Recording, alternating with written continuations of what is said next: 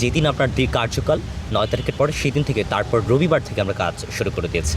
এখানে নতুন উদ্যোগ অনেক কিছু অনেক কথা এখানে আসবে। কিন্তু আমাদের মূল বিষয়টা হচ্ছে আপনার যে সকল সমস্যাগুলো ছিল, যে সমস্যার কথা স্টুডেন্টরা বলেছে, সেই সমস্যাগুলোর দিকে আমরা প্রথমে নজর দিচ্ছি। আমাদের এখানে খাদ্য থেকে শুরু করে আপনার বিভিন্ন ধরনের আপনি স্বাস্থ্য থেকে শুরু করে শাটল ব্যবস্থা থেকে শুরু করে অনেক বিষয় কিন্তু আমরা অলরেডি কিন্তু অনেক উদ্যোগ নিয়েছি, আপনারা দেখেছেন। আমরা যেদিন প্রথম কার্যক্রম শুরু করি সেদিন আমরা ডিএমসির সাথে বসি এবং তারপর দিন পিজির সাথে বসা হয়েছে এবং আমরা শহীদ মর্তুজা মেডিকেল সেন্টারে আমরা গিয়েছিলাম। কী আপনার অসঙ্গতি আছে, কোথায় ঘাটতি আছে, সবগুলো আমরা দেখছি।